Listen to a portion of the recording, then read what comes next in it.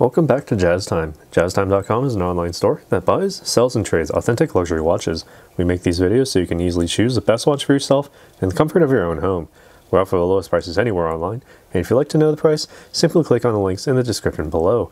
We greatly appreciate if you purchase your next watch from us at JazzTime.com. Today we'll be going over an Audemars Piguet Royal Oak Chronograph, 39mm in size, entirely in stainless steel with a blue dial, blue watch face, and a bracelet, integrated steel bracelet. Reference number 26300ST.OO.1110ST.03. We'll be going over the case, the dial, the bezel, crown, and pusher functions, as well as the movement. I'll be giving you my thoughts on the bracelet as well as the wearing experience toward the end of the video. Alright, so starting off with the case, we have a 39mm case from finger to thumb. That's the diameter of the case. We have an 11mm thickness, right? So not all that thick for a chronograph, a sports model from Audemars Piguet, even though a little bit less sporty than you'd think because of the full steel construction with this whole bracelet as well. But I digress. Here we have a nice brush finishing going vertically from the top all the way through the case down to the bottom, matching vertical almost type of finishing as well.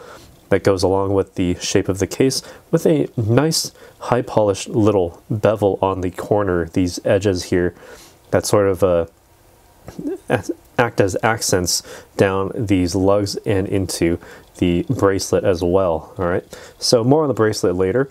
All right, now we're on to the bezel. We have another nice satin brush finishing, vertical, going in the same direction as that of the case, again with a high polish along the first bevel of this bezel, with a nice satin finish going all the way around concentrically around the bottom portion of the bezel, with a nice gasket to keep that waterproofness. All of this working together gives you a waterproofness of about 50 meters below sea level. All right, so I wouldn't really take this further than surface swimmable, maybe to your backyard pool, but that's about it. All right, now taking a look at this dial, we have what is known as a Grande Tapisserie dial, I believe. Yes, a Grande Tapisserie dial with a dark blue color. And note that there's no guilloche patterning on this one because this particular model is definitely an older, out of style, and, well, I won't say out of style, but it is out of production rather.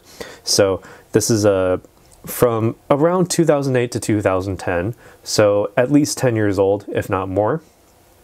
And also, again, no guilloche patterning on the Grande Tapisserie here, so you don't really get much of a sunray pattern there, right? You do get some within the subdials here, within the blue portions of these subdials, as you can see, the 30-minute, 12-hour, and small seconds at the 6 o'clock.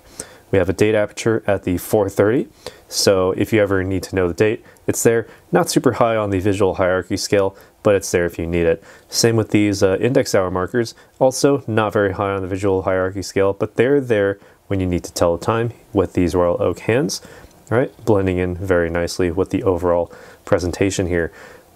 Something to note here is that the 12 o'clock index marker is a gigantic triangle, something that you don't see on modern AP watches. You would typically see a double hash mark or a double index mark for the 12 o'clock, but this one we have the triangle, giving it a sort of that dated look, but it's certainly a very distinctive portion of this watch, especially during its production time. And let's turn out the lights and see if we have any luminescence here. And focusing on here, yes we do. We have a chroma light applied onto basically all of these hour marks.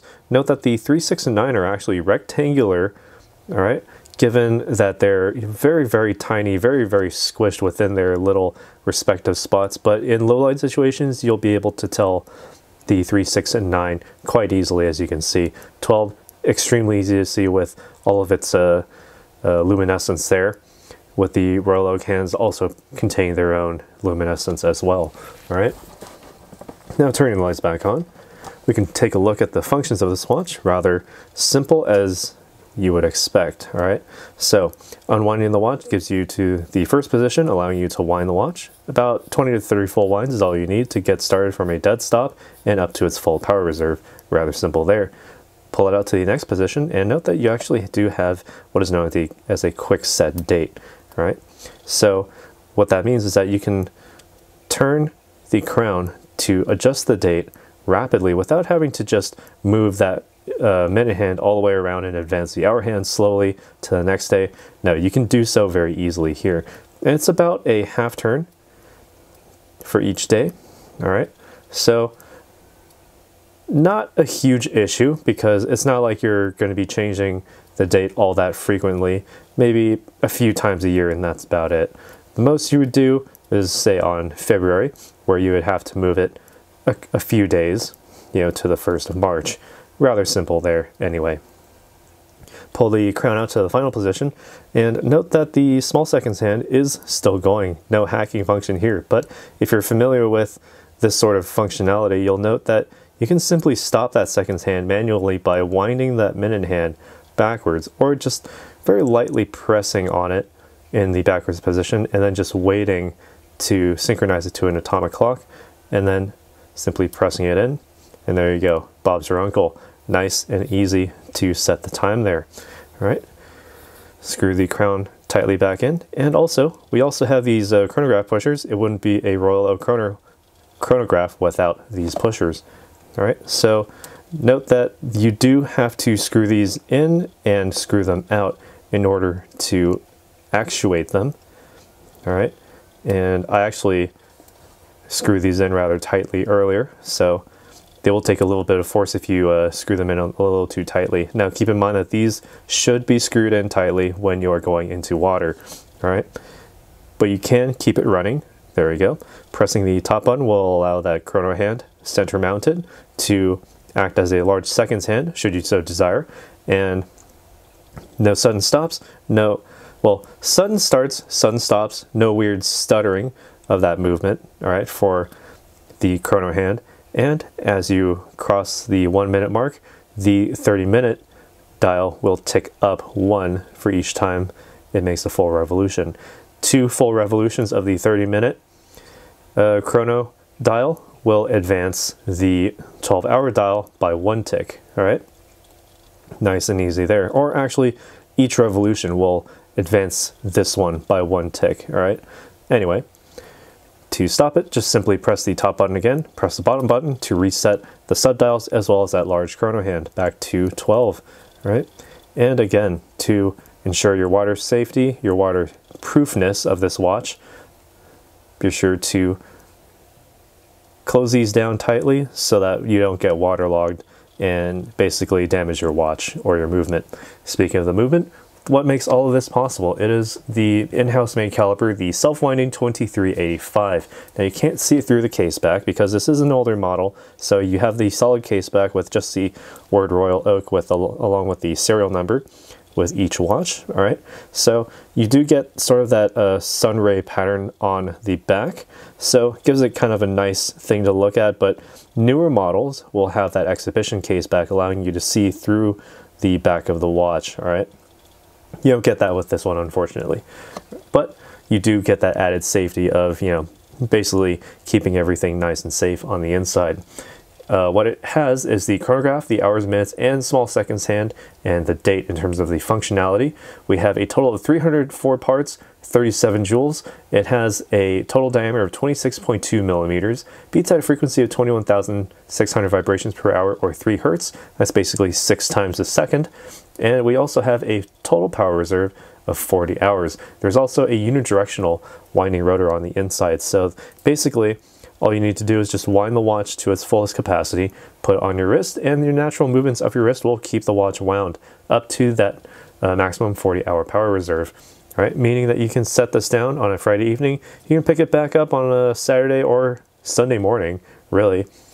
No need to wind the watch and you'll be just fine. All right, now talking about this bracelet, we have what's known as the integrated steel bracelet, brush finishing matching that of the case.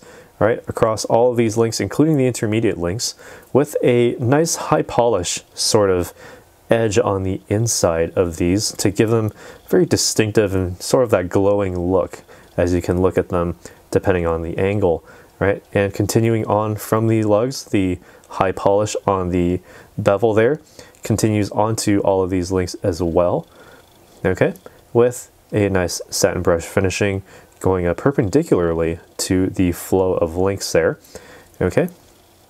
Now onto this clasp here, we do have this older style clasp. You know, the way to open it, well, it's not a push button, it's a slide button. So you just slide it backwards to unhook or unhinge that little disc on the inside. And what it does is it opens up to the AP logo there, that sort of single fold over, almost clamshell type of fold over system. All right, now while we're here, I can actually try it on, give you my thoughts as to how it wears on the wrist. Now, keep in mind, I don't like to just push this closed, so I like to actually pull this trigger down and then slide it in nicely, because I don't like to, you don't want to damage that little disc on the inside. All right, now let's get this on the wrist and zoom out so we can actually see it in action. Again, 39 millimeters on my wrist, so it's a bit big for me, and especially you can see on the sides there's some space underneath these lugs, giving that the bracelet a little bit of flaring outward.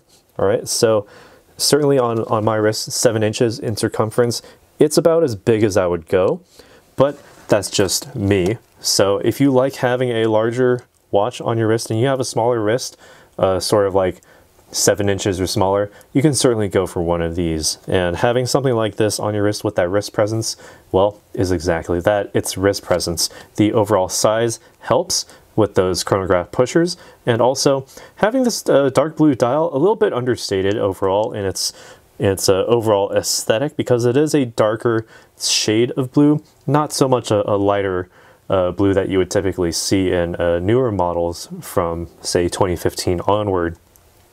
Okay, but otherwise it slips very nicely under a suit cuff, only 11 millimeters in thickness, so rather thin given all of the functionality here and especially the movement. With the overall feel of this watch, pretty heavy on the case side, a little bit lighter on the bracelet side, so not exactly the dressiest sort of watch in terms of feel, but with the function, certainly more of a sporty look, sporty feel, sporty function. Okay. But having this integrated bracelet also does give your wrist extra breathing, plenty of breathability, so you can just simply have this on your wrist all day, and there's no need to, you know, take it off for a few minutes at a time to let your wrist breathe. It feels excellent, it feels very smooth to touch outside and in. All right, now that's basically all I've got for you.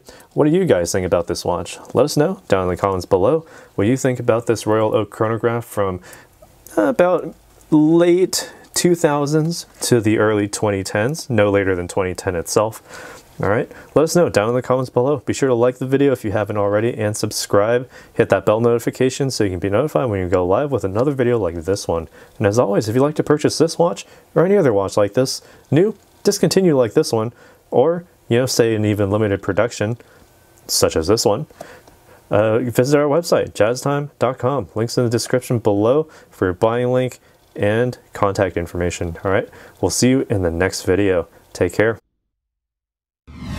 If you want to find out more about the watch you just saw in the video, you can just click below on Show More to see the full description. Then you can check the link next to model as seen in video, click on it, and you will get to the proper page where you can see all the details. If you're watching on a mobile phone, you have to click on the arrow down on the right hand side below the video to see the full description. If you like this video, please give us a thumbs up.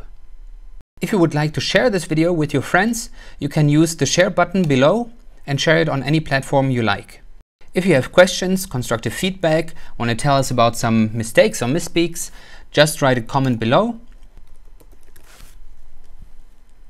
If you want to see more videos like this, you should subscribe to our channel and visit our channel page where you can find all the videos. And if you're interested in a specific watch brand, you can check out our playlists. If you want to check the price for a watch or want to buy one, remember at jazztime.com you always get a steep discount, so you should check the prices with us. If you want to know the price for a specific watch, just go to Google, type in jazz time, plus the brand, model, and the details you're interested in, and Google will find the right page for you.